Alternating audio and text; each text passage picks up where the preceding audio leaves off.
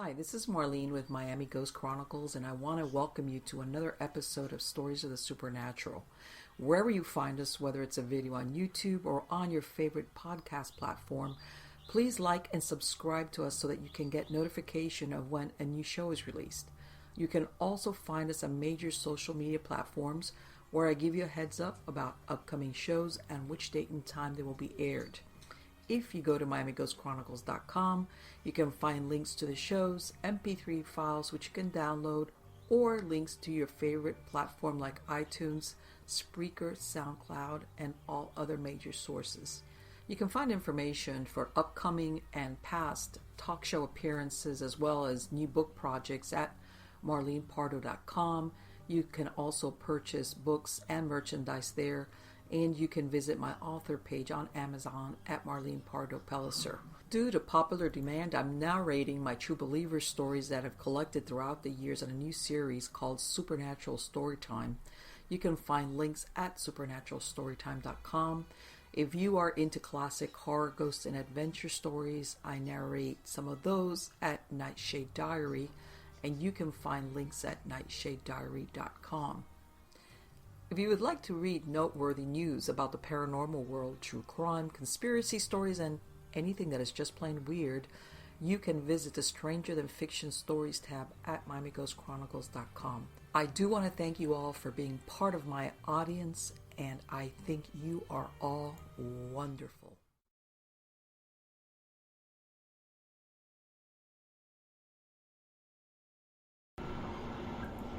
Hi everybody, this is Marlene with Miami Ghost Chronicles, Stories of the Supernatural. How's everybody doing today?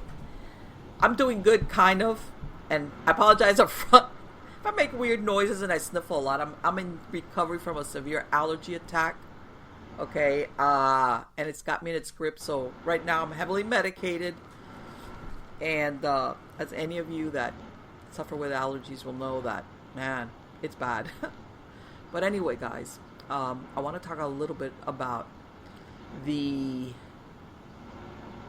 by the way, I always mention about stuff that's going on to put it in perspective. Last week, there's a lot of stuff going on, but one of the things that just happened was we had the cathedral Notre Dame basically burned down. Well, not all of it, but the spire caught fire, and of course, this is a wooden structure that's been in existence for 800 years, so needless to say that thing went up quick, and even though they were able to save a lot of the artifacts that were in there, unfortunately, it was already under renovations. It was surrounded by scaffolding because, of course, being as old as it is and being made of wood and everything, it was under renovations presently, so which didn't help, and I didn't have, from what I understand, a lot of the measures that are used, like sprinklers and stuff, to stop a fire. So that just happened recently, last week, and which was a shame. And the reason why I bring that up, obviously not only because it's a cathedral for the Catholic Church, but its historical significance. That edifice alone, besides the representation that it means to Catholics, it's seen so much history happen under its roof. Coronations, baptisms, a lot of drama, stuff that we don't know about. Victor Hugo, when he wrote his novel, The Hunchback of Notre Dame, back in the 1830s, even back then, he even wrote that novel to raise awareness for the cathedral. And due to Victor Hugo's The Hunchback of Notre Dame, they then went and did like a 20-year renovation of the cathedral, which tells you even back in the 1800s it was already old and kind of falling apart, for lack of a better word. But yeah, it has historical significance. A lot of European history took place under its roof. Napoleon, and I believe it was desecrated when the French Revolution took place. But then, of course, they demolished, they knocked down a lot of the statuary, but it was reconsecrated. And I guess I'm bringing that up because I know there's a lot of people that are very saddened because of the extensive damage, even though the bell towers were saved, and there's a lot of stuff that apparently people have pledged millions to rebuild it. It can be done. It was basically damaged very badly during the French Revolution, and look, it came back. So, yeah, we could do it again. It can be done again. But anyway, guys, and by the way, I want to say this, that it's also come to light. It's unfortunate because sometimes it takes events like this to make things known. Apparently, about 800 churches in France alone have been vandalized. Okay, which I think is a problem. And the reason is, I think it's bad when any temple of belief is desecrated, because I think that infringes on people's right to believe whatever religion they want. By this I mean whether it's a church or a temple or a synagogue or anything where people gather to do their religious belief that's vandalized and destroyed, I think goes against all human beings, because we should all have the freedom to practice whatever religion we choose to do, as long as we don't harm somebody else. Okay? So, because I know there's a lot of people out there that, it's not only whether an edifice is like the Notre Dame is historically significant. Unfortunately, it brings to light that churches are being destroyed, and to be perfectly honest, I think that's unacceptable. And it's just kind of a tie-in, and you'll guys see what I mean, because I'm going to talk to you now about the guest that I have here today, which is Mr. Charles Del Campo. Charlie has been here before, and let me tell you, but I'm going to tell you again a little bit more about Charlie. He's the founder and CEO of Charles Del Campo and Associates, and they are recognized as experts in the industry of investigation with over 25 years of experience. He has a former career as law enforcement, military, and intelligence subcontractor. He's appeared on multiple television and radio stations as a security expert.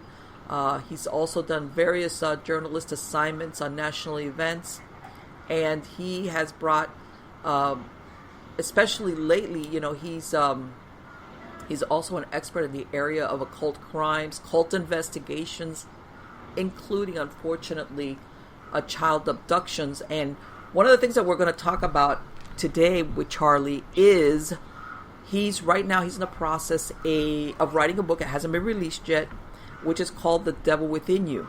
And we're going to talk about that, about the cases and his own personal experiences. That's the thing about Charlie. Charlie's out there doing the good work. He's out in the field.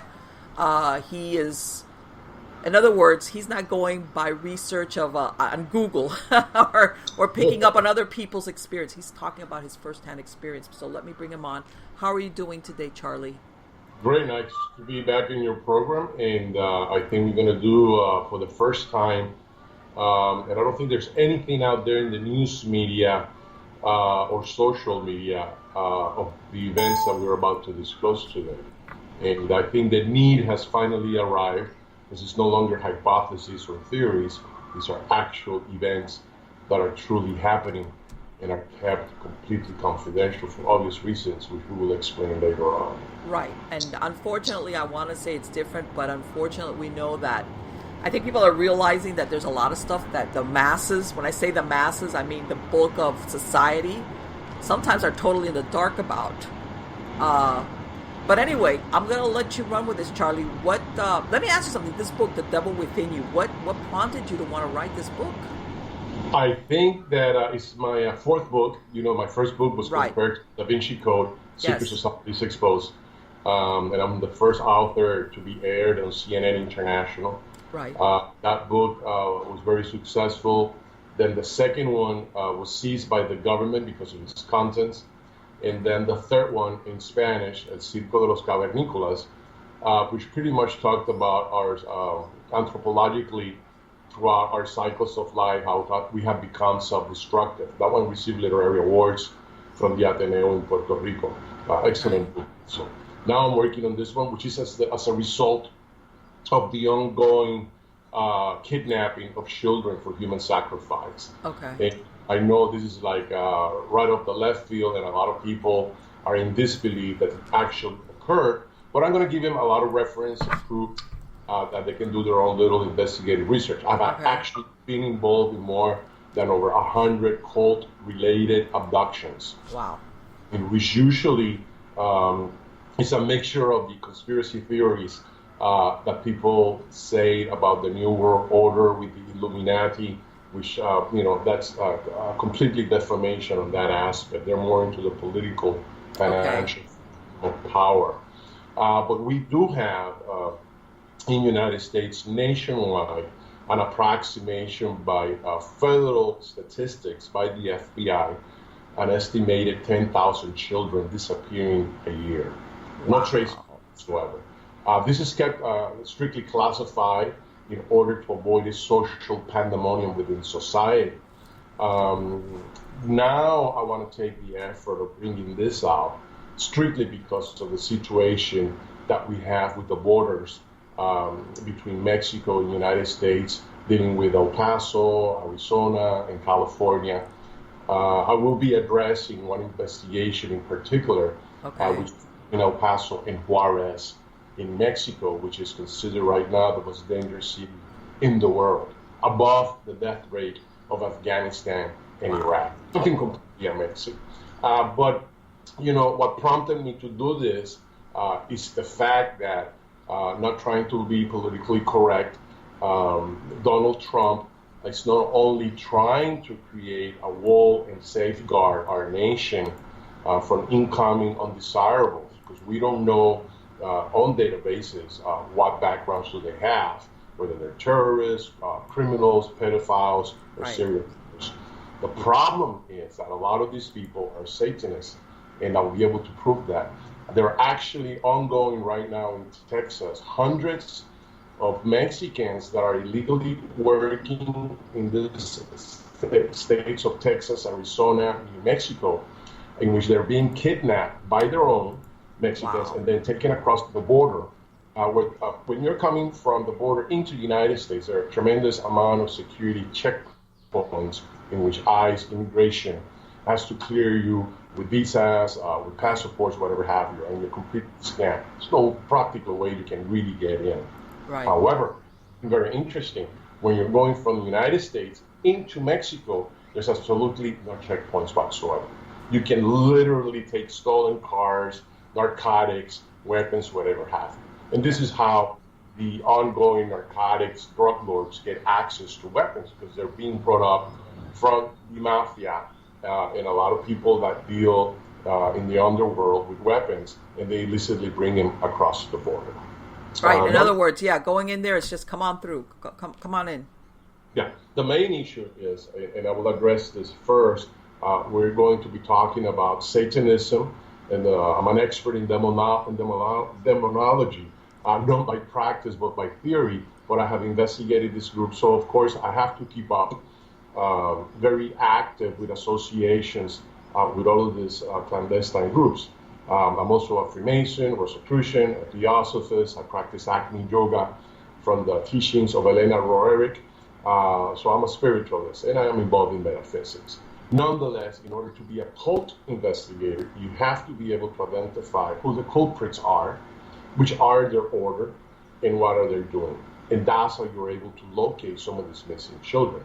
Okay. The main thing why the news media refuses to air this is because can you imagine, if people were to find out just how much risk there is in losing your child as a result that he's going to be abducted or kidnapped. Usually the kidnapping is for ransom. These abductions are more satanic oriented. In the United States, like I mentioned before, is over 10,000 a year. Now that estimation is extremely low, by the way. And according to the Department of Justice, if the audience, was to Google the following keywords, you will see so many history cases that are there in official reports that they have actually subdivided them, abduction by unknown whereabouts, abduction by juveniles, and so forth. What happens is that some of these children are being kidnapped and they're taken into the borders in order to be used as human sacrifices for the drinking of their blood and other ferocious undertakings. Now, before we get started, I want to mention 4 or 5 of the actual symbols in which some of these people use here in America and also in Mexico, and also in the world. We have one that is called Baphomet. Now, this one really pretty much came into existence by one of the greatest French magicians and author of his time. And he put it all together, and that's one of the symbols that they use of the goat. For whatever reasons, they tend to identify with this. Okay. Fortunately, Baphomet, the actual definition of the symbolism is completely erroneous.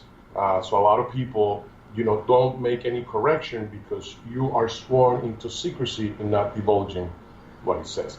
But whoever has this, if you see in the arms, sol de coagula in Latin, you have to figure that out. And that pretty much tells you, when you look at this, it obviously looks like something completely offensive in itself. And there's a symbology and all of that, but we'll have a program about that. Right. Exactly. First concept in the world by archaeological findings during the Sumerians and the Babylonians and the Assyrians is the image of Pazuzu, which is considered the image that is first found in archaeological sculpture, and that is him. And this should be common to a lot of people because from The Exorcist, exactly. Figurine that was used in The Exorcist, and certain facts and transferred it into fiction with possessions and exorcism and have you. Now, funny enough, a lot of people, they go into the internet using Wikipedia as reference, say just giving it 100% a turnaround and not actually giving the exact meaning of this. The actual figurine is in the Museum of Le Louvre in France, which I have actually gone there and examined it. This is the exact replica that was actually, this cost several $100s. This is not a fake one. And Pazuzu is considered presumably the fallen angel that came from the sky during the revelation that we also find in Genesis of Adam and Eve with the tree of life. And that's another topic altogether. Right. Next one that we find, which is one of the main ones of our concern in here, which is part of the theme of this interview, happens to be La Santa Muerte. Right. The Holy Death, yes. La Santa Muerte. And they're the ones that are predominantly 98% used by the drug dealers. So the drug dealers, they come to see La Madrina, like the goddess. Right. And they say, I'm going to take 3 kilos of heroin across the border. I need protection. So she says, okay, go ahead, you're being blessed, but when you come back and you get paid from the narcotics transaction, you need to pay for a human sacrifice. And we need to sacrifice a baby. They do the whole altar, they do the whole cutting of the drug dealer in order to extract the blood and drink it. So the people who are practicing La Santa Muerte are making this in the thousands of dollars for the children. There's a product for them. And the lady that is conducting the ritual in underground caves in Texas and also in Chihuahuas, they're making a lot of money. They're actually making more money than being drug traffickers, because what they're doing is you have people that belong to the Church of Satan in San Francisco, California. And so the nefarious 4 groups, that are satanic. And what they're doing is they kidnap the children for California. They cross between the borders between Arizona, New Mexico, and then El Paso, Texas, and they freely drive them right through, and they unload them. So the reason why Americans are now getting involved in that is because they have no problem coming back to the States by saying, I was just here on a tourist attraction. Right. But regular Mexicans cannot do that. This has become a multi-billion-dollar industry. Charlie, let me ask you something. Why would they want a child, let's say, why would they bring a child in from the U.S. versus using a child where they're at? Is there a special significance in that? It's very interesting. The children that are being used in Mexico that actually disappear, and that estimation goes about 5,000 or so a year. Right. It's the ones that are being used for the organs in the black market, where those organs are being resold in the black market in the United States. So oh my God. It's a business that it gets rotated. Now, people are saying like, well, you show me some statues, I want to see some actual case file that this is actually going on, and this is just not another conspiracy theory. Here we have in other words, it's a two-way thing. There's the organ black market and the sacrifice. In other words, these children, wherever they're coming from, they're being used for two different purposes. The ones that are being brought for human sacrifice between the Santa Muerte cults, and also, by the way, the Paleros and the Santeria people have the Palo Yombe in Miami. It also involves human sacrifice, but not of children of an adult. They're in denial for that because, you're talking homicide, the actual occurrence of murder. These people don't get properly investigated because we have the Fourth Amendment of the Constitution, the right to privacy, not only between our own personal goods, but also the freedom of religion.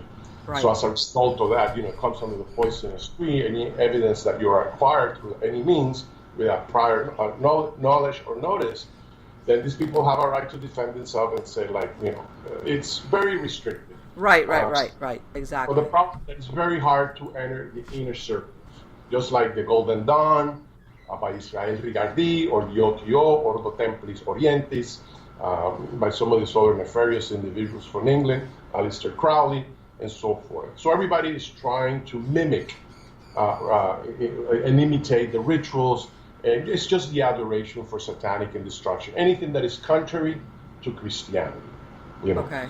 And, it's really been around since the days of civilization.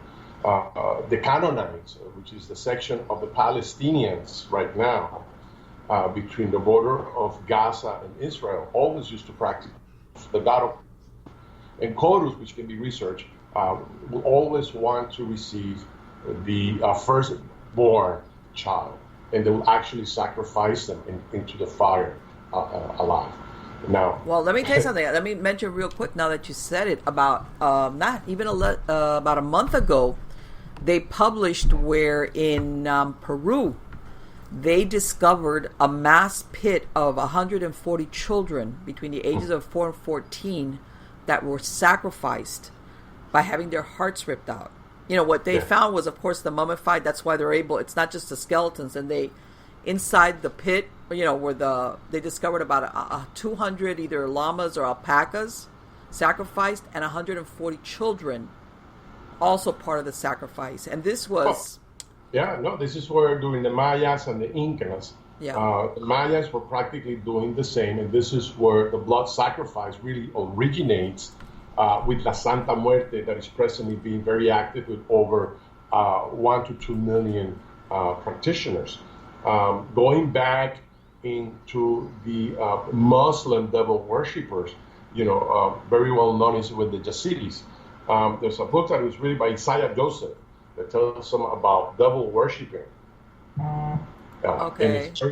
And it actually traces and tracks, from the first, second century, the Yazidis' complete passion for the adoration of the fallen angel. Their symbolism is the peacock. And the reason why is the peacock with the Yazidis, and this is an original from Iran, by the way, it's because of the ego and the beauty. And their claim is that it was God who created Lucifer, which means the light bird, and he fell and he was given the rights into planet Earth. Not necessarily to do evil, but to provide that balance between good and evil, or where we have to show and demonstrate our faith by free choice of doing the right thing or the wrong thing. Okay. To give it more of official for the audience to continue tuning in before they start making prejudgments a bit informed. This is an original cult investigation. Okay. With the police records. It's the case of in location in Ogama, Wisconsin. And Ogama is predominantly a small German town, completely isolated from society and the metropolis. It's really way out there. This is the case of Robert and Benjamin Moore. Okay, I have some pictures in here, and I also have some photographs. And here you will see the official police report This was the police report about what? These kids disappeared, or what happened with them? These two children, 9 and 10, were murdered through a satanic group that's still very active over there, in which law enforcement is also covering them. And also later on, once a satanic ritual occurred with the adoration of the blood, the black candles, the incense, the chantings, and all of these things that usually goes at 12 o'clock at night under the full moon, all these type of things that they follow through. And this is a location where it was held. That is an actual human skull. Wow. Okay, that's where it was done. This is the picture when I was there, Ogama. Okay. To provide proof of what we're saying. Okay, so let me ask you something. This is usually where they meet. I was going to tell you, is it out there precisely because it's so out of the way? Yeah.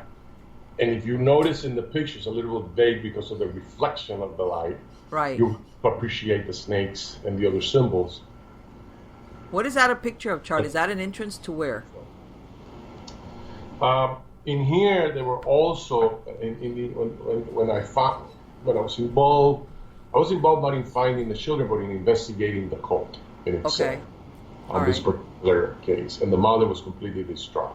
The organs were not in there when the autopsy occurred. Oh, so they did find these kids then, dead? Yeah, they were found. And the positions in which they were found, it was all a satanic ritual all the way. The spray paint was done with a symbology that is indicative of Satanism, number one. Okay. The thing was to identify the group, which is of German origin. It's not Native American Indians with shamanism. Sometimes they practice magic, not necessarily human sacrifices. Like people in the Cuban community, because of the influence of the Spaniards bringing the blacks from Africa, from Nigeria, Nigeria. Right. Niger is what it used to be called. That's where the word nigger comes from, and people take it as an insult, which later was implemented into the African Americans of today back in the slavery days. Right. So they brought a lot of this pagan rituals. And from here, we got introduced into Santeria, spiritualism, and so forth. But the Palo Mayombe, it's the number one that requires a human sacrifice. It's very intense. Yeah, right. That's very dark magic, from what I understand. You have to have a human skull. And, possession of a human skull is illegal in itself. It's a felony of the third degree in the state of Florida and some of the other states. So this is active. Of course, it's practiced very occult, very clandestine, because of the nature of the things that they do. Now, going back into El Paso, right, and children in California. In California, it's estimated that it's actually more than 10,000. I do not want to say the numbers in here, because if the audience is in disbelief, I want them to research for themselves. You just need to Google and say the keywords, which I forgot to mention, is missing children, satanic cult rituals.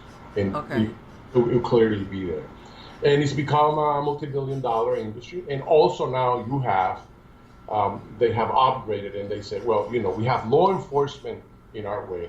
The borders of going into Mexico are completely unmonitored. So what do you have? You have a green light to any type of contraband. Right, because everybody's always thinking of the other way around about the stuff that's coming in. But like you're saying, in the other direction, there's no problem whatsoever. Nobody's checking anything. Exactly, nothing whatsoever. You can truly drive with an 18-wheeler full of drugs, full of weapons, full of ammunition. You will not be stopped at all. And anyone who's gone through Mexico, through the borders, knows this as a fact. Yeah. Funny enough, on the opposing side, because they're adjacent one with the other, you see a lot of the agents that cannot interfere because of international law into what's coming, because Mexico does not require that. So Mexico has opened up the borders for this type of crimes to take place. And the politicians, the governor, the vice president, and the president of Mexico, they all profit from this. Wow. And that's a major problem. And that's why President Trump wants to put an end to this, because the amount of missing people now for sexual trafficking and satanic trafficking is in the hundreds of thousands. plus the kidnapping. Now, the FBI has intelligence about this, and they will not release this to the news media. The news media is aware of this. However, they will not divulge this information, which is imperative to our society, because then we have facts, then we know how to safeguard our children, our family, and our loved ones. So let me ask you something, Charlie, as an investigator. If what you're saying is that if somebody ever does anything, let's say with a child here, once they cross the border into Mexico, that's it, no man's land, right? I think I provided you with some pictures of the case in there, in which I was there with the SWAT team, in which they assisted me in the recuperation and extraction of a couple of children. There were 15. 3 of those were the ones that I got hired in order to do the extraction. Funny enough, once that, I think a couple of years ago, there was another one where 435 people were arrested. You know, California PD, that's on record too. I think I sent you that. But they call it only human trafficking for sex, not for satanic circle. Because the people that are abducted for satanic human sacrifice, those are long gone. You know, they leave no track record. So they have special burial grounds, in which that's where they dispose of the bodies or the remains. Because practically everything is used when you kidnap or you abduct a child. The blood, the organs are put in the black market over there also. It's something that is completely bizarre. It's unimaginable. This is like a life nightmare. Whenever I get involved in any of these cases, I'm putting my life at risk. Sure. I'm in there operating by myself. I don't have backup, any less law enforcement. Law enforcement a lot of times will refuse to have me come on board because I'm Hispanic. Yeah. A lot of times this program that I'm having with you will not air in national television or in CNN or Fox because I'm Hispanic, and so we have a racial profiling of someone like me who's an expert in the industry. And what they want to do is, I think I made you aware several years ago, people from Hollywood came down here and they made me all these promises to do a television show and documentary about the investigations that I did dealing with this type of bizarre circumstances, which are officially supported. Right. And what we're doing is that we're extracting information from me so that they can go out there in Hollywood and hire somebody with a pretty face and smiling all the time. Oh, stay tuned. Now we're going to have the paranormal. In parapsychology, we have this type of anomalies. It doesn't happen. And people, that's why when you create this type of fictitious cover of news and this type of unusual topics, people say, like, it's not happening. And they won't get people that are credible in this type of... Right, somebody like you that's actually in the field, is what you're saying. Actually, really, truly in the field. Yeah, there's 5 investigation agencies in the nation that I serve as their subcontractor when I get involved in cult investigations. Unfortunately, it's very costly. It's not something... I talk to about 20 people a year, and they can't afford the rates. You got to remember, I'm risking my life. I'm going undercover, and you have to have multiple hotel addresses. You have to have multiple cars. Let me tell you something. You have to do surveillance, reconnaissance, intelligence gathering. It's not as simple as a lot of people think. I recently saw a show, and I'm not going to say which one, but it's very easily it's accessed, where they were following around a guy that's like the equivalent of a coroner. It was in Mexico. I don't want to say it was Juarez, but maybe. I don't think it was Juarez though. But anyway, they follow him, and he gets called out to a murder. They had basically dismembered a body, and they left it in the middle of the street. 2, like the heads over there, heads over here, the 2 legs over there, and the 2 arms, and then the torso in the middle of the street, of a traffic, like, let's say if somebody left a torso with, and I remember they were asking the coroner, the guy that shows up from, hey, do you think that, he goes, well, once we get the body back, we'll find out that they do this to the body when the person was still alive or after he was dead. And they say this is very common, unfortunately. It's not that only that they do it, but that they put it out in public, which of course scares the, out of people, because who wants to be killed or end up that way? So I understand what you're saying about the danger. Well, a couple of years ago, between the border of El Paso, Texas, Right. and Juarez. It runs in the middle, the Rio Grande. And the Rio Grande is very small. It's only about 30 feet. And then it expands into the other borders by Chihuahua and so forth.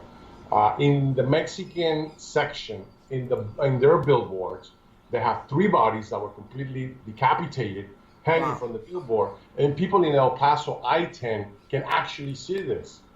Not one single journalist or newscaster aired that. I bet. So the mainstream right now, unfortunately or fortunately, people have awakened. They know they don't want to be manipulated by misinformation. So as a result of programs like yours, we're creating a new awareness as to what's actually happening. Mysticism, occultism, and a lot of people confuse the word occult, what it really means. And I'm not going to sit here and debate that. Occultism is not evil, and we have to think about this, changing conversations. Into other things. I don't want to get too philosophical. I give training to a lot of people here at my home on cult investigations, or as a security consultants for cults and whatever happened. And the first thing I say to them, so it's always the Christians and the Methodists and the Baptists. They're like, well, it's all evil. Yes, it is, but in order to go undercover, you have to know you have to know your moves. Exactly. Otherwise, what working tools do you have in order to compensate, to make an arrest, to gather evidence, get enough proof, so it can be submitted to the General State Attorney's Office? And I said, we're going to start with the basics. The Bible, Genesis, where God talks to Abraham. Bring me your son, Jacob, for human sacrifice to prove me your faith.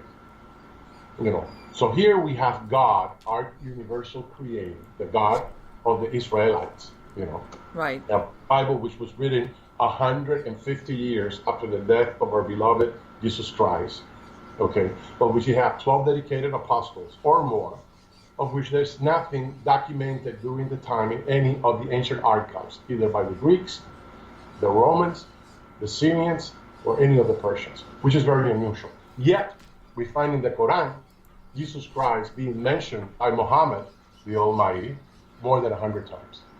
So we have all these controversial historical things that are happening. Then all of a sudden, an archangel interferes and says to Abraham, do not sacrifice your son. You have proven to God your devotion of faith. There's a ram in there. By all means, use that as sacrifice. Again, sacrifice of blood. Now, anyone who's got an ounce of rationale and more than 1 point of IQ knows that this is a fictional story.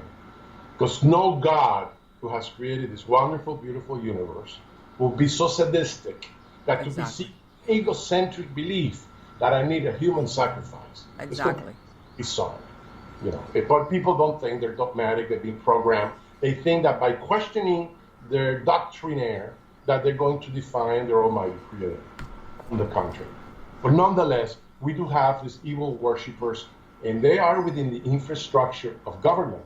We're constantly, like now, accusing Donald Trump of every unimaginable thing. No evidence, no proof, no witnesses, allegations, just fabrications, whatever have you. Yet Hillary Clinton is able to commit murder, be involved in narcotics, whatever have you, steal billions of dollars from the Panama, when billions of dollars were given to the rescue of the hurricane that happened in Haiti. Multiple crimes. Right. How can not even one Senate hearing committee or an intelligence committee has done any cross-examination with plenty of evidence by the FBI? And on top of that, she's able to persuade the director of the FBI to break multiple laws and commit multiple felony crimes.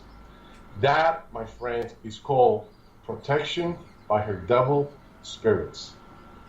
Right, which a lot of people sometimes I know think how many people, even against, you would think some of them, like, how could they go along with it? I mean, how many, because I think a lot of people are shocked, Charlie, about when they see how many people are involved in this. They really are. No. And this is within the infrastructure. The presidents are just a symbol. You have to look at who's moving the exactly. mountain, who's pulling the strings. And those people, it's claimed that it's between the Rothschilds, the Rockefellers, and so forth, of all these families. And yes, in a way they are, but we see that whenever somebody's trying to do good, they get more attacked than the one that is doing evil. We have Obama. Yeah, exactly. Exactly. When Goldman Sachs stole trillions of dollars from investors, Obama gave more millions and trillions of dollars in assistance, in which Goldman Sachs and the companies that were stealing the money took more money and $30 million retirement checks, when the actual investors, nobody received a nickel. Yet he was never indicted for that. And I said on my third book, when I got interviewed by RT Television, and I said every congressman and senator in Washington, D.C. needs to be completely prosecuted, or they need to be completely removed by a new breed of truly democratic Republican Americans. Now, and that I think is a concept that being a Democrat is to be a communist. Why? Well, now we have to think about 1974 President Richard Nixon, when he was accused of the Watergate tapes at the Watergate building, because he knew that there was some communism ties that were happening with the Democratic Party. Right. Here we are now, some years later, some decades later, and this is exactly what's happening now. To freely say on national television that Alexandria Ocasio, we're going to become a socialist nation, to have Bernie Sanders trying to bring communism into America, for crying out loud, in the old days, they would have been shot. No, they would. They would not. They wouldn't have dared. They would have gotten slammed. That it was like. But you know what, Charlie, and I think I'm gonna, and I think a lot of, now that, like you said, it's out in the open, and how could they? I think that's been the agenda for quite some time, but it was very hidden. You understand what I'm saying? It was like in the background, and they were doing, and like you said, getting people into place, getting infiltrated into the educational systems. In other words, they were looking down the road, because like you said, in the 1970s or 80s, they would have come out with something like that, and it would be like, what? But why do we bring politics into the playground here in this episode of yours? It's imperative, because these evil people, aware or not, okay, and they're trying to bring destruction, and they have the power of the media, which is giving them air. Yeah. Which means that the media is involved in it, okay, to convince people of something that is completely ridiculous for self-destruction. These people have a protection of evil spirits. So if you don't have faith now in whichever denomination of religion that you choose, it doesn't matter if it's Baptist, doesn't matter if it's Christian or Catholic. Remember, it's really also hilarious. We have one Bible and we have over 20 different denominations, everybody giving it a different interpretation. Right. You'll say our perception becomes our reality. I rather vote for Mickey Mouse in Walt Disney. He's got my vote. It's like... You know what? I think that a lot of times, and contrary, I think, to what people think of this being something new, I was doing research about... It was tied to a different story, but incidentally, one of them was about a serial killer here in Florida called Gerard Schaefer. And eventually he got caught in the 70s, and he finally ended up getting killed by another prisoner in the 90s. I mean, he escaped the execution by a narrow margin. But anyway, to make a long story short, like a lot of these serial killers, they're full of their stuff. And he was talking about, even back then, how children were being kidnapped, used for sexual perversions. But what they would do is they would put them on boats, and people, whoever's engaged in this would go off the coast of Florida, international waters, the middle of nowhere. When they were done with these kids, they'd dump them overboard. No body, no crime. You see what I'm saying? Do you remember about a decade ago with the little girl that got presumably abducted out of Portugal? And it became global. Yes, of course, yeah. And that was as a result of other children have been kidnapped in there, by the way. Really? More than 2,000 a year. And it's a sect for trafficking, in which these girls are brought over to the Arab nation. And the United States is aware of this. Most of these sexual crimes of pedophiles and children that are being kidnapped from the United States predominantly, they end up in Saudi Arabia, believe it or not. That's the 98% of where the supplies go to.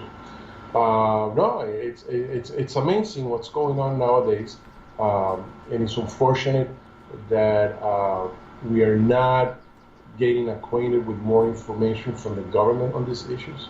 You know, I was going to say the platform of politics came into effect because it gets people to confuse them, to misguide them.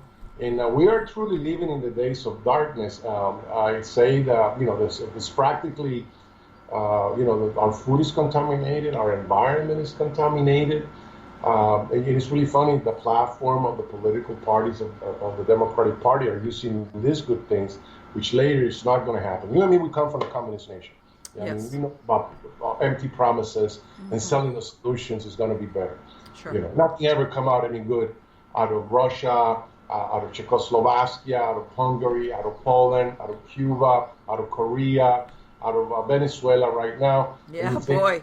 Maduro, who's practically retarded, have very limited bodyguards, and he's able to survive any assassination attempt that no one has even grabbed a rock and tossed it at him. Funny enough, Fidel Castro, he's deceased now, yes. He had over 325 assassination attempts by the CIA, the mafia, the FBI, people within the inner circle, and nobody ever came close. Why? Fidel Castro had traveled to Angola, where they actually sacrificed three Angolese, I think it was 3 Angoleses, 4 or 5, it was said. And this was verified by someone who was very close to him that went there, who later became a Cuban exile in Miami, Florida, and I interviewed him. Right. So he has this evil, satanic protection that is completely unimaginable. And let me tell you something, and I think only somebody like you or me that's Cuban and grew up in the Cuban community understand how deeply he was hated. And I don't think anybody back in, let's say, the 1960s ever believed this man was going to be able to live into old age and die of old age, because everybody thought at some point someone's going to take this guy out. Amazing. It's been the only country in the world that has ever, defiance the U.S. military and who's been at the brink of nuclear war. And they're still there. Russia is democratic now. China is democratic now. And yet we have Cuba, 90 miles away off the shores of Key West, and the United States doesn't do anything. I'm a pure American. I mean, I thank God the doors that were open to me as a political refugee coming with my parents in here, who were very welcome, right. Everything, like a lot of Cuban exiles. We have a bad reputation now because of the exiles that came in the 80s and 90s, where people that were communists, and crime over there is a way of life in order to survive. Yeah, people don't understand that a lot of what we see playing out now with these leftists, we already saw this. I didn't, but I was when Cuba was being taken over, okay, where they basically turn everything upside down in the opposite. And this is why the political platform of what I'm discussing in here is essential, and it's mixed with Satanism and demonology, because the people that have the power within the government that are able to dictate opinion, that are able to alter beliefs, like the American journalism right now is completely one of the most ridiculous things what they're telling us. And there are actually a lot of people that are trusting that they're telling us the truth, and they're not. We have, unfortunately, CNN being one of them.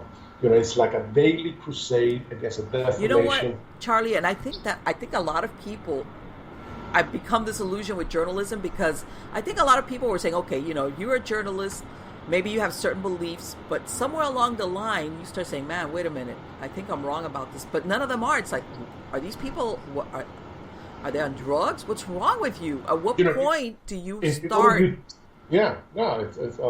We now have become more reliable. Programs like yours interview incredible people with official credentials in social media that are bringing the truth out. But Charlie, the thing is, if you're a journalist, and let me give you an example. If you're a journalist, any journalist, investigator, and let's say you have certain beliefs about politics or whatever, or political figures, you would think at some point the journalist in you would go, whoa, whoa, whoa. As certain things come to light, you're like, wait, this is wrong. I can't believe that anymore. But they don't. They're like following each other off the cliff, like, psh. And it's like, this is incredible. I think a lot of people are very disillusioned with journalism here in the United States because I don't think they ever realize that these people are so dogmatic. It's scary. It really is scary. They've been successfully indoctrinated. When you indoctrinated, absolutely. Eventually people begin to believe it because they will not air anything contrary. Exactly. To create a legal argument of pros and cons. They don't do that. Sure. And this is essential, and this is something that the people that are practicing and worshiping the devil, you're just not going to come out right and say, I worship the devil. I'm for exactly. Everything that is super, it's material. And there's nothing wrong with being materialistic as long as you don't live for that. If you went to university, you pulled yourself through the ranks, you got a good GPA, and you have a career, the more the merrier for you. But there are people out there that don't have access to academic tools or how to generate an opinion or an argument or rebuttal. And this is what happens. And now the world of Satanism, they're really expanding, I think, more than nationwide in a global scale. I mean, think about this. We owe communist China $3 trillion, and we export 98% of all American manufacturing into communist China. Now, number one, that's called trading with the enemy. That's illegal in itself. It's a federal violation. Of this $3 trillion that was given several years ago when Obama was there, where did that money go? Every senator and every congressman got a kickback out of that. That's what we have. Because the infrastructure of the United States, of the economy, of the roads, of the healthcare, is not there. Why would you deprive Anglo-American employment to give it to a Chinese communist? You have to be out of your mind. The cost of transportation through logistical, through the sea, how much it is? It's in the millions. Yeah. Yet they rather not build and manufacture out of Mexico, which it will give in the borders a reasons for Mexicans to stay and work there. And it will become very profitable. And you will see more labor and engineers from American borders going into Mexico to assist and help and also work in there. Right. So why do we see everything upside down? Why does it have to be always with self-destruction? Because before, something that never happened, right, and you and me can relate to this, that the younger generation can, is these things were completely illegal and you used to get prosecuted back in our days. Now it's a whole consensus that they're just trying to get everybody on board for chaos. Right, exactly. And you know what? That's a very good word for it. It's chaos. Oh. And I want to say that maybe that ties into what you're saying as far as the, whether you want to call it the mystical or the spiritual influence behind the scenes, okay, as to why certain people act this way in such a destructive way. In other words, destruction, no creation. Everything is destruction, destruction, destruction. And I think that's very telling of what is propelling them on a spiritual level, whether it's because at some point, I mean, regardless of whatever your belief is, when you start going into violence against other human beings, or like you said, I want to work, it's just something very dark, and I don't want to sound dramatic, but I think a good portion of these people have something very dark in them, or that works within them on a spiritual, metaphysical level. I'll tell you how far it goes. I'm glad you mentioned that, Margie. Unknown to a lot of people is that the dictator Maduro of Venezuela actually traveled to Cuba and he met with Fidel Castro, where he received a satanic palo mayombe of human sacrifice, where he drank human blood, okay, where he fornicated a 10-year-old girl, okay, and then all these, I cannot go in detail because it's very grotesque and it cannot air on YouTube, and we don't want people making things that are radical Christians or radical Catholics or whatever have you. Atrocities. And if you think about it, whether this works or it doesn't, I think that it does, unfortunately. I mean, Jesus Christ used to be known as the exorcist. And he do exorcism of the removal of evil spirits of people, not 1, 2, and 3, presumably. I'm not a strong believer of that, but I know it can occur. I study a lot of parapsychology, so there has been some registered medical and scientific evidence in Russia, predominantly, that has been filmed. But that is not shared with the United States because they turn it into a sideshow of a circus. But these things do occur. I mean, look at this president who's able to hypnotize society by the masses, by the millions. United States sends troops, carriers, and nuclear submarines over there, and he's able to defiance the United States government in Colombia, and Bolivia, and Nicaragua, and Brazil. And everyone gets in the border, a couple of hundred people leaving, but yet he stays in power, and nothing happens to him. I got news for you. It's not because of his almighty military power, no. Exactly. Okay. It is not because China or Russia giving them support, because they're not even doing that to Cuba. They're on their own. But you know what it is? And I think contrary to what a lot of people think, that communists are atheists. Not really. They're not atheists. You have to be. A lot of people. No, but they believe they're atheists because atheists, you don't believe in anything. They do believe in something, and it's what you described that Maduro did when he went to Cuba.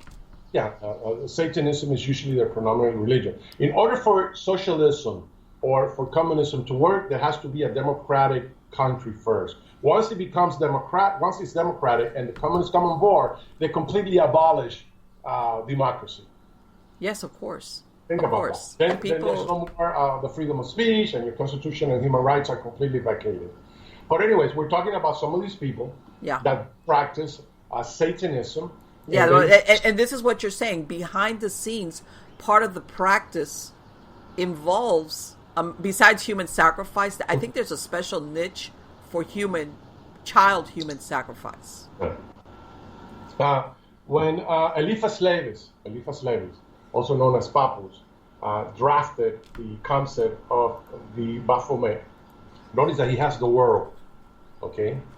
And he has the goat for the sacrifices, the microcosm with the microcosm, right? And the fire of light. All of these symbols combined all together creates a recipe for using the fallen angels of the dark forces, of the black hierarchy, along with the white archangels of the brotherhoods of light, simultaneously for your own benefit. Because remember, they are acting that they care with a smile. They're acting like, I'm here to help you, I'm here to give you. They have great persona, awesome magnetism, but behind that is a facade. They camouflage themselves in goodness. Now, I tell everybody, people that say, I saw an evil spirit. I say, whenever you see an evil spirit, challenge it. Because there's only one thing that an evil spirit cannot do. You know what that is? It can't produce light. Okay. Ask them to produce light. That's the only thing that they cannot do. A lot of times, spirits, and some people have arguments with this. You can have evil spirits protecting you in your area, not necessarily being possessed by them. Right, okay? right. Those are actually very mundane, and that's another conversation. It's not that they're telling you what to do. It's that because you have absolutely no belief in God, no belief or no synthesis of any spiritualism in you whatsoever. It's only about you first, you second, and you third. Right. It's all about egocentric needs, and you will do whatever it takes to get there. Because once you have the money, now you need the power. So they feed on this. And they do have this protection of dark archangels. You and me, we're not going to be influenced by that. Perhaps to a certain degree, because now we're creating awareness. Right. Awareness, people now have consciousness. When people now have consciousness, they decide with the power of free will to do something about it, and continue that task, Right. So these people that are in the powerhouse, as an example, in government, now there's a lot of senators. By the way, I'm pro-constitutionalist and I'm 100% American. I just do not entertain having these senators and congressmen trying to destroy our American Constitution. They really just, and they don't get prosecuted. And I'm glad you pointed out, Charlie, that it's not only about money; it's a lot about power, right? power struggle. It's and also doing evil things in which he creates a complete destruction. I mean, it's really funny. We can actually afford a health care in this nation that is affordable to everybody, but it is not, and if you don't pay for health care, then you're going to be sanctioned with that. And you have to pay. And if you don't, then you are subject to an arrest and for everything that you own, your property or whatever have you, to be seized. I don't know, but that I remember my political science classes in Barry University is called fascism. Not communism or democracy, fascism. And then to see the communist Democrats to use that agenda to gain power, which of course they're not going to do that, it becomes even more hilarious. So the United States has never been about that. It's always been about caring for our citizens. To see people now in which they're trying to advocate the rights of immigrants, that when you go to their country, they kidnap you. By the way, Mexico right now, just about a week ago, they're returning over 2,500 Cubans that arrived by boat seeking political asylum. And that's the thing. I'm glad everybody thinks that it's just Mexican or Central or South Americans who are crossing those borders. No. Mexicans hate Cubans with a passion, okay? It's like a tremendous racism. If you try to go to Mexico and you go there as an American and say, I want to set up shop in here, first thing they're going to do is have you kidnapped, okay, to change your mind. So please give me a break. And it's true, all these people, a lot of them that are coming in here, they have venereal diseases, they have hepatitis, they have AIDS, they're criminals. If you look at these people, none of them in their physiology, they look like Christian people. You don't see an American flag, you don't see anybody carrying a Bible.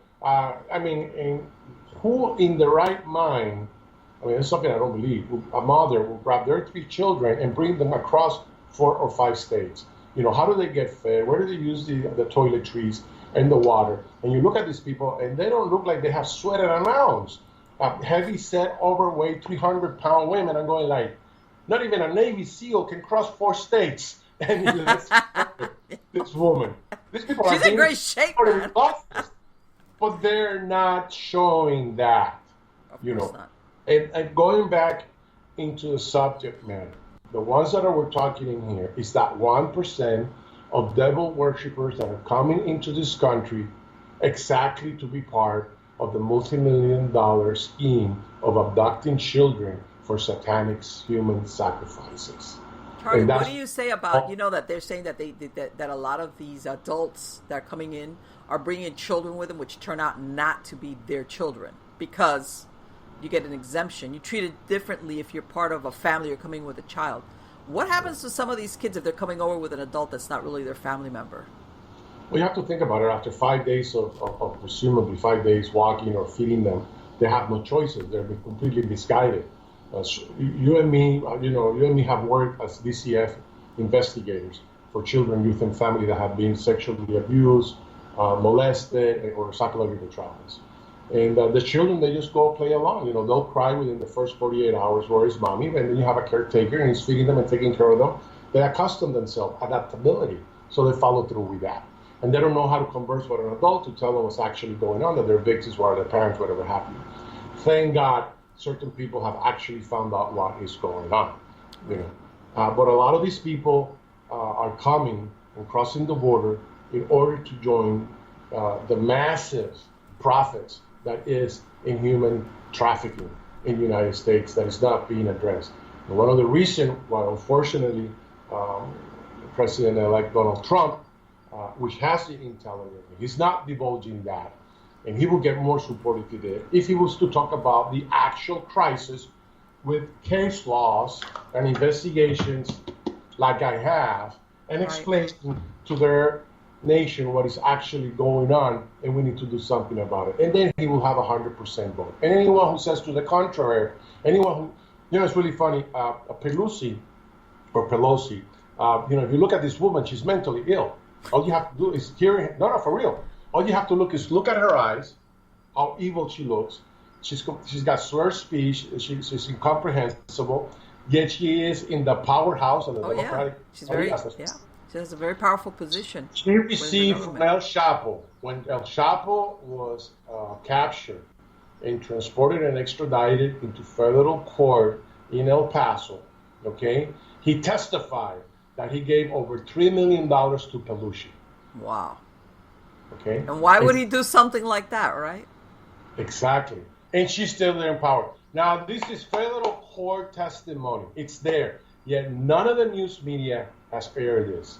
So we have to think, this is evil. And you look, this woman, she looks evil. You look at Alexandria Ocasio, and you look into her eyes, it's amazing. How can you not look into her eyes? It's like... No, because the eye says a lot. It's the windows to the soul. Of There's course. something seriously wrong with this woman. It's not her ineptness to have technical knowledge of the constitutions and certain common sense things. Yeah, that's very scary how ignorant she is of certain... It's not that, because I think that a lot of people in Congress and the Senate, they're equally more ignorant than she is. They just memorize the script, but they don't say such idiotic things. Yeah, they've learned, man. Let me just shut up and not say anything. Exactly. But this woman wants to bring destruction into America. She has an agenda to destroy America. Well, I don't care who she is. Or it could be anyone. And, if all the allegations are ever substantiated against President Trump, let it be. He has it coming down. But until I don't see evidence or a case of law, that definitely adjudications as such, then there's something going on. So what does he have? He has all these evil worshipers and people that are just evil by nature, okay, and they flavor the smell of sulfur, that are someone who's trying to make America great, they're trying to completely defamate him with whatever they can. Any low punch, it doesn't matter if it's a lie, just continue airing it. So why are we talking in this show about not only about demonology and the groups of churches that do exist across the nation, and a lot of people practicing in the occult with Wicca, Santeria, Satanism in different churches, is because now they are becoming part of the infrastructure of government, and they're causing major chaos into our nation. Right, and people don't realize that when you have a state of chaos, you can get away with a lot of horrible things. Because it's chaos. People are like... But when you have law and order and everything is smooth, when you're doing something you shouldn't, you're going to get caught. True. And as far as the payoff, but it's interesting what you're describing, Charlie, that this can go from the highest. And let me tell you something. You said something to me earlier before we started recording, that contrary to what a lot of people think as far as the Illuminati are more for the political power end of this versus the low end people. When I say low end, like you said, that if you're capable of bringing a child in, knowing full well that child is going to get sexually molested and then possibly sacrificed and or have their organs removed, basically, you definitely have a very dark spirit that moves with you, because I don't think any regular human being could participate or allow that. True. I have information in which it is George Soros. It's a multi-trillionaire. Okay, right. So I'm causing the chaos across the board. He was asked in an interview in 60 Minutes, how come in your trading you don't trade from the United States? And why do you go offshore? He goes, because it's illegal what I'm doing. I will be prosecuted in America. Yeah, I've heard some interviews from him, and he says stuff like, he calls it like, because he, but you know what? Right, he doesn't care because he knows nobody's can do anything to me. No, he cannot get prosecuted. When you have so much power, when you have so much, you don't see him making donations to help the poor. You don't see him making donations. When I was in Puerto Rico during the last hurricane that was completely devastated, I didn't see the Catholic Church. I didn't see the Red Cross. I didn't see the Humane Society over there. I didn't see anybody trying to help people that were starving. Children were starving, okay, and families. They had no food or water. Right, and, yes, I know it's very rough over there. No electricity. Let's start with that. Donald Trump donated millions of dollars because I was there in the security detail adjacent on the outside with the 82nd Airborne. Okay, when he landed in there, he donated money, but nobody said anything about that. All that focus was when he tossed this towel that they gave him because they told him, go ahead and do that. And little did he know, people that he trusted were trying to entrap him. So it's like every time you try to do a good, it's gonna rebound with a whole bunch of malefic things. And that's what's happening now. That's why when you're trying to do character assassination, you can't very much say something good about the person because that kind of, doesn't make him look bad, like you said. Yeah, no, it's amazing. And I mention him because he's trying to do something with the wall, and that is my concern. Okay, so I know what's actually happening in the borders with all the satanic circles. I wish I would receive the financing to have an office in El Paso or in Arizona where I will privately address this issue as a political activist, number one, and also as an agency where it will be established in all counties from California, because it borders Arizona, New Mexico, and Texas, in which we will do prevention more than what ICE can do because they have their hands tied. I mean, they have to cover, hundreds of thousands of miles in there. Yes, they do. Order. It's just not only a direct line. You have different angles and triangulations that you have to do in the desert. It's really quite amazing. Well, no, and you know what, Charlie? I think that a lot of people, for many years, unfortunately, and I know you and me have spoken about this, there was always a very high murder rate in Mexico. And it's bleeding over because now you see people that live in the United States, but their land or where they live is very close to the border. And sometimes they can't go outside of their house without a weapon because you never know when you're going to have somebody trekking through in your yard, for lack of a better word. And these people, if they're with a coyote, you can very easily get killed. Oh, yeah. I will have undercover people across the border in Mexico, and whenever I will see a vehicle with a Hispanic guy and two blonde, blue-eyed children, that's a red flag. Right. So you take notice of that, you take a picture of him, so whenever he comes back, well, where are the children you came in with? But because remember, you can bring them in, nobody's stopping you. You can bring a whole carload or a whole school bus of them. Which they have done that. They have vans that they load them up with 15 people and they drop them, okay, with LSD. And then they bring them right over with a tourist sign on the outside. And that's how it gets done. And then you think they don't bring the truck back. It's a loss because nonetheless they're making a profit just by selling one human being. Right. Where it's going to be for medical research on their organs, or it's going to be by the cartel for human sacrifices. This is actually going on. And you know what? And I want to ask you something. You tell me. And I'm thinking about this now. God, what you told me, if you are wanting to use this human being, whether it's a child or an adult, let's say for organs, you're more than likely the person you're bringing in from the U.S. is going to be a lot healthier than, let's say, I'm going to use a person over there for organ. Especially if you've got somebody that's paying a lot of money. Right. People want healthy organs. They want something that's not contaminated or from a drug user. So, hey, you know what? Get me somebody who's been living in the U.S. that they have a certain level of medical care and healthier, whatever.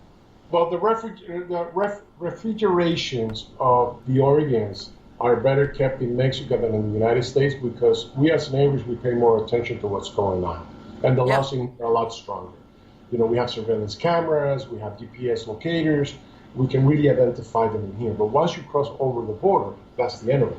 Funny enough, from California to Texas, El Paso, crossing over Arizona and New Mexico, part of the police officers of the state troopers, they're part of the syndicate. Believe it or not, they get paid handsomely. And I always say, all right, so he's in a $35,000 salary. Okay, he has to work overtime. How come he owns a $400,000 home? He's got a boat and two Harley motorcycles. I don't care how much good your beacon score is, 750 plus. The math doesn't add up, and this is what we have in there. Yeah, I hate to say it, and nobody wants to face that reality, but sometimes, I'm not going to say all, but there's some that say, man, you know what, I'd rather join them rather than end up getting killed. What bothers me, Marty? I'm going to tell you what bothers me the most. The FBI knows the same thing that I know, and they don't get involved. That's what really bothers me, because that's their job. To prevent us from domestic terrorism. And this is a kind of terror. To safeguard and to represent the oath that they take with integrity and loyalty and honesty. And they don't. And they should. Because we're talking about lives in here. We're not talking about a robbery bank or a car theft or a credit card fraud card. We're talking about the loss of our children to satanic circle. You know what a parent goes through with a psychological and emotional trauma of knowing that their son was kidnapped and used on a human sacrificial ritual on an altar? Wow. It's better to hear that he died of cancer, on a car accident, on a school shootout, you name it. But this is completely incomprehensible. And it's actually happening in America. Right, and I think that a lot of times they don't publicize that more, because I think that's the one where a lot of people that normally are on the fence or say, oh, I'm not getting involved. When it comes to children, this is when I think a lot of people say, hey man, I can't bury my head in the sand anymore. This is wrong. Yeah, and I think that's why they try to keep it more hidden, for lack of a better word, instead of publishing really what is the underbelly of a lot of the trafficking that goes on as far as humans are concerned. Yeah. That goes in the other direction too. Well, there are cases that I want to respond, that I want to finance. And last time I financed a big project like that, I lost a lot of money. I lost my retirement money as a result of that. I cannot buy me a new truck as a result of that. My truck has over 300,000 miles because I travel with special equipment all over the place. Right, yeah, I know you do a lot of traveling. Up and down. Because I feel for these families. I feel for these children. And I am not a government. I am not an institution. I am a one-man agency. And it takes a financial burden after a while. And I feel horrible when people call me and they have a credible case, but they're in the same place as I am. They don't have the financing. And I tell them, I'm sorry, there's nothing I can do. I can't finance this type of projects because, number one, they take time and they take a lot of risk. And it's just not, like I mentioned before, the renting of one vehicle or one hotel, because you have to avoid being followed. So you have to create certain decoys and countermeasures in order not to be equally assassinated and murdered by these evil people. And a lot of these people don't understand that. Right. When you go in there, the only one protecting you is you.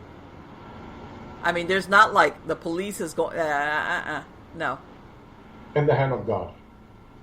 Well, I go there with my prayers with God.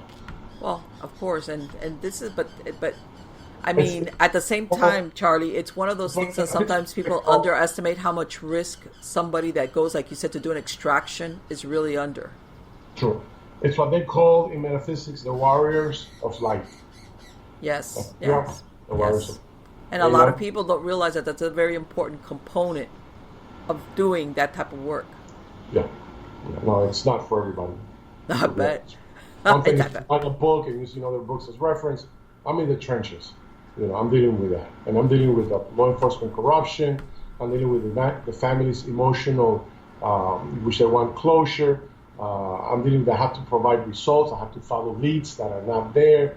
And they have to be credible. And it's not easy. Let me tell you, it's not easy. Charlie, even though I'm going to have a link to your website for the people that are podcast listeners, what's your website address? www.charlesdelcampo.com. Okay. So this way, if there's, because you, I mean, besides this, you also do regular PI work, right? As far as investigations is concerned. Yeah, I specialize in kidnapping ransom in Colombia, Venezuela, and Mexico. And I do special projects whenever there's any type of crisis resolution that attorneys are unable to resolve cases. I get hired. Right. Gathering, it's all in the website. Right. Okay. But yeah, and people don't realize you have a lot of actual field experience. You've actually done it a lot of, and been in these situations. They'll see me there on television on my web pages for different channels. My consultancy on a lot of national security issues. So I get involved in that. Unfortunately, when I come on board and I do this type of exposés, I lose credibility by people that prejudge me without knowing, But it's something that, what do I care more about, my reputation or the loss of a young life because of a satanic organization? Right, because I'm going to say, Charlie, that, a lot of people say, oh, there was what they call the satanic panic, which where people were seeing Satanists behind every tree, and that was all made up.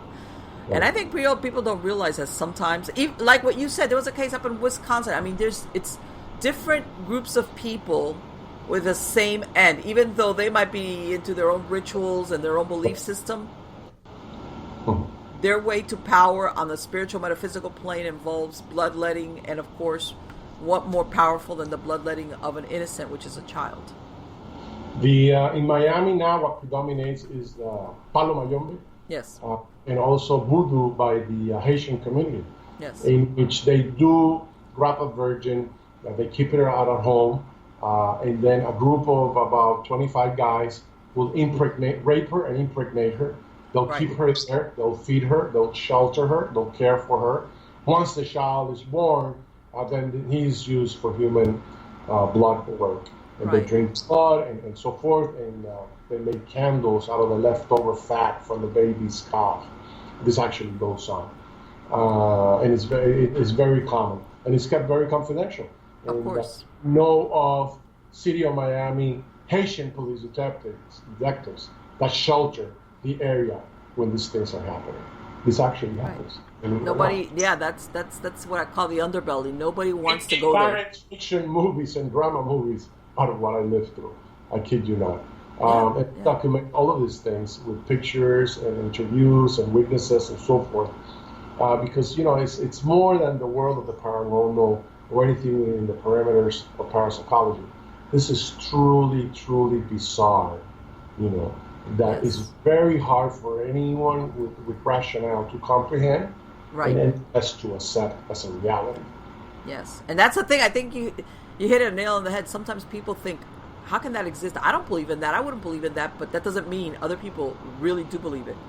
And that's where the problem comes in. People don't believe that exists, or that people are as fanatic to the point of what you're describing. True. Which is very, very disturbing. But anyway, Charlie, I want to thank you so much for coming on. I'm hoping you're going to come back. Do you have any idea when the book might be released? It will take me about 6 months because it's very intensive. I'm putting a lot of case laws in there and incidents, so it's going to be very fun. Usually that'll be the book that will be used as reference for people that have a particular interest in knowing more about the occult. Okay. All right. Okay, so perfect. So I'm hoping you're going to come back when you're ready to release it. Just give me a heads up. And we'll bring you back on so that you could get some, get that going, because I think it's a really important book, what you're talking about. Because it's practical and metaphysical, both things. Yeah, absolutely. Every chapter will be filled with unimaginable things. Yeah, well, unimaginable, but we can't stick our head in the sand and pretend that it doesn't exist either. So true. Thank you for having me on board. No, thank you. Take care. Bye-bye, Charlie. Wow. Well, okay.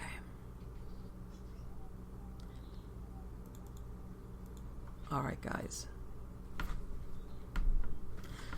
Very disturbing, isn't it? When you think about it. But I'm not kidding. A lot of these things we don't ever want to think that they, not only do they exist, but they're as pervasive as they are.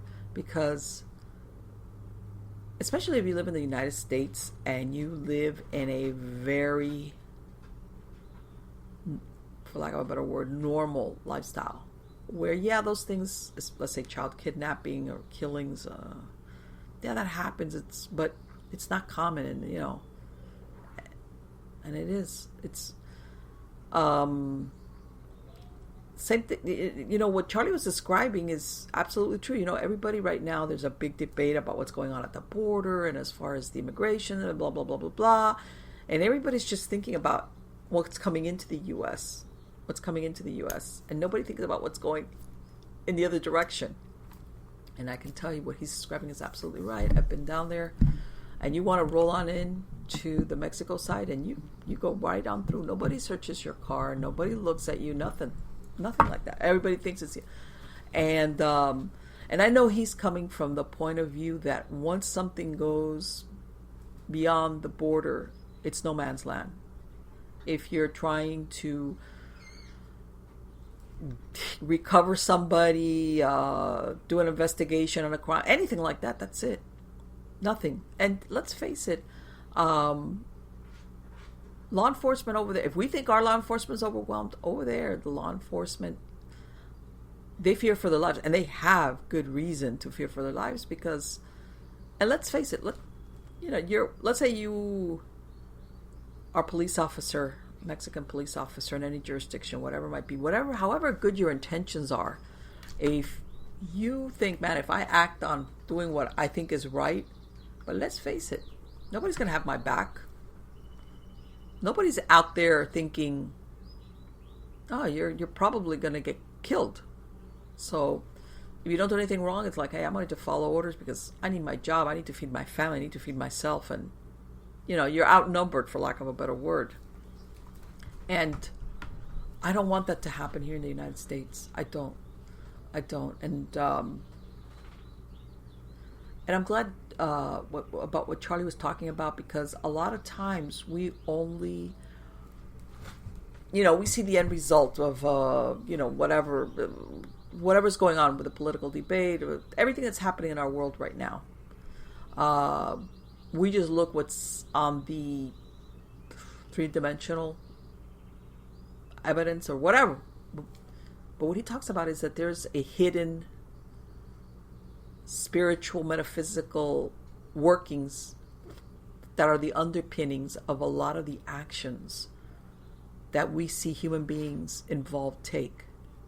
All right? And you could look at it from the lowliest unknown person who decides, I'm going to be the one that's going to take a child and bring him over to the border one way or the other, knowing perfectly well that this child is going to probably be raped, then brutalized, used as part of a satanic ritual, and eventually maybe their organs will be harvested. Everything or one version of that. And that you're okay with it because in your mind you think, hey, the ends justify the means. I want to use that money for myself. And then you look all the way to people in power. What are the dark underpinnings behind them that they ignore certain things or promote ideas that they know, man, this is not really true. I know because maybe I have a certain position in power, whatever it might be, whether it's in the media or in the government or whatever. But you're like, nope, you know what? I've been told, or I know, or I personally want this negative result to come down the pike. And unfortunately, I think a lot of times people don't realize that especially I think if there's something about you or with you that is very dark and malevolent, you are willing to participate in something, even if it takes years to come to fruition. Okay, in other words, you're just a cog in the wheel of this greater evilness. How's that? And people say, man, who's gonna do that? And you would think, well, this person is so self-centered. Why would they be willing to be a part of something, a cog in the wheel? Because in the meantime, you are getting what you want, and this, like he said, you'll get the protection you need on a spiritual level. I'm not kidding. When he was talking about Maduro and Fidel Castro, I know, I can say this from first-hand personal experience. I was born in the United States, never been to Cuba, but I grew up surrounded by the Cuban community, especially those exiles, truly political refugees that came out of Cuba between 1960 to 1970. These were people that were truly trying to escape for political reasons, not economic, strictly political reasons.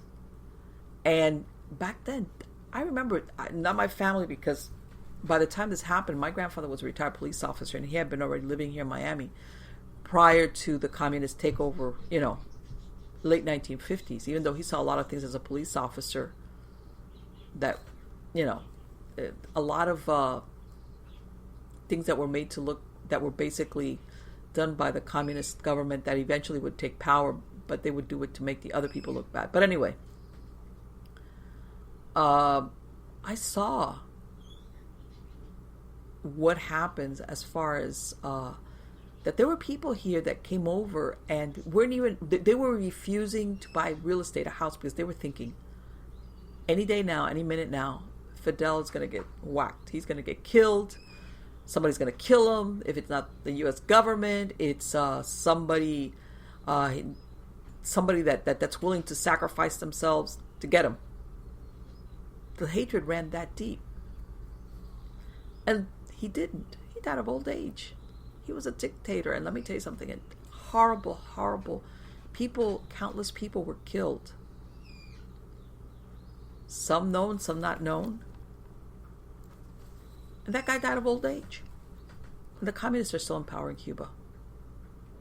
And people, well, man, how did that happen? Especially with an island that's 90 miles off the coast of the United States. How did this guy stay in power? How was he able to wreak havoc? How?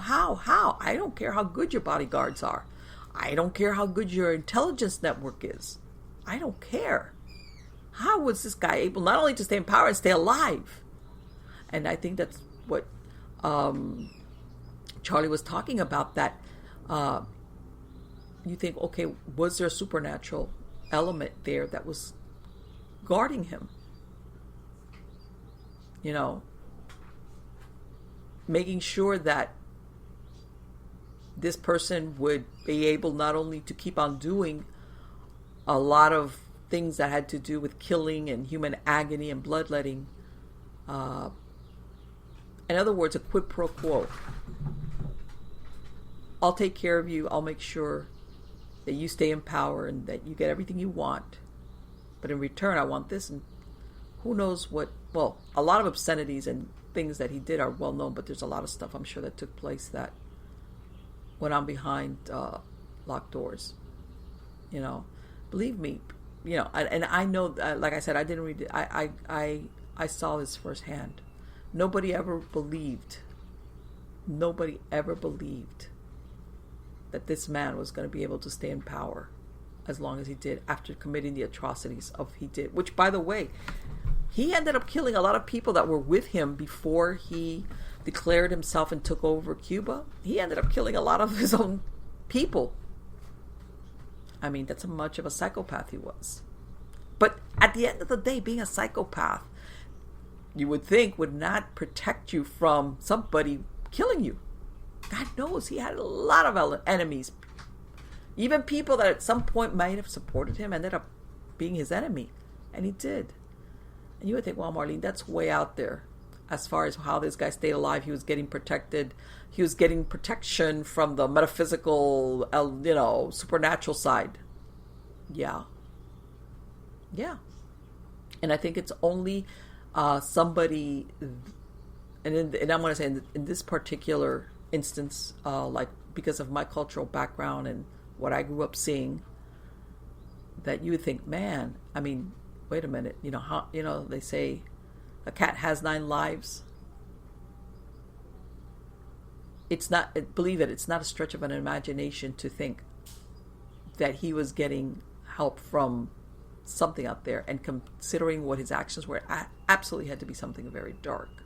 So, I mean, and then of course, when you have, but this is the thing, you could say, well, this person was a dictator of a country, but there's people that are just as badly influenced, and it could just be one person. I think these are the people that commit atrocities, whether they kill another human being themselves or they participate in trafficking, for example, where they know, hey, this group of people, these women, these children, whatever, I know that they're probably going to get raped, brutalized, enslaved, probably eventually killed at some point, but I don't care because I'm going to get a boatload of money from this, and as soon as I drop them off, I'm going to go back and get some more.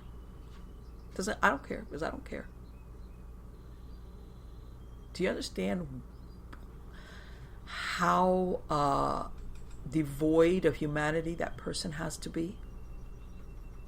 And let me tell you something. It's like, and I can't think that you could, if not actually do it, because you're not the person that's killing them or raping them or anything, but you know what you're doing. You're like the one that's facilitating it. That you could just, no, I'm telling you, you would have to be a total psychopath. And whether you want to go into the psychopathology of a psychopath, as far as, no remorse, no conscience, or whether you were created, I still think that if you look at it from a spiritual, metaphysical perspective, then you are either You want to see a perfect possession? But something definitely dark is involved with you. And part of, Charlie didn't mention it, but one of the things that we talked about before we started rolling, that I said, well, Charlie, as far as the book, blah, blah, blah, what are you doing? What are some of the things? And he's like, yeah, that, because we were talking about, are you talking about people that get possessed, possession? He says, well, yeah. He says, but there's other parts of the book which is where ultimately we have free will, because, and I know where he was coming from, thinking, okay, this person is committing or facilitating horrible things because they're possessed by the devil or by Satan or by a devil or by a demon or whatever. But in other words, he's saying, okay, but maybe there's people out there that are not possessed in the sense of the word. In other words, they cannot shift responsibility like, I did all these horrible things because I had a demon that took me over. In other words, that you always have that free will, and that you can't, you might have a dark entity with you, aiding and abetting you, but that you ultimately are still making that conscious decision to do something so horrible. You remember, for all of you who've been alive for a few years, there was a comedian, Flip Wilson, who coined that term, the devil made me do it. And it was a comedy, in other words, when people would do something, you would do something bad, the devil made me do it. There's a lot of people that will say, well, yeah, when these people do horrible things, that they were possessed or anything, or the devil. And I think part of his book, maybe one of the chapters deals with is you always have free will. So even when you are doing something horrible, your free will is to accept a dark assistance from a demon or non-human entity, whatever, and you still freely do it. You freely participate in it. They don't have to possess you. There is no need to possess you. You're going along for the ride. I mean, because we always think of the possession part as somebody, as a human being that's taken over unwillingly. In other words, you're possessed or obsessed or oppressed, and you as a human being are fighting it or don't want it. Maybe you did something stupid to bring it or to open the door, but that it comes at a point where you realize what it's about, that you're like, I don't want this. I want out of this. Get me out. But that there's people out there, besides the perfectly possessed, that it's like, you don't have to possess me. Just, be my wingman. Run interference for me. Guard my back. And I will in exchange do dark things and do blood sacrifices for you and everything that you want. You don't have to go through the trouble of possessing me. And that's a decision freely taken by that human being. And that's something I think a lot of people should think about, because I know that sometimes there's a lot of hype about people being possessed and all that, the exorcism and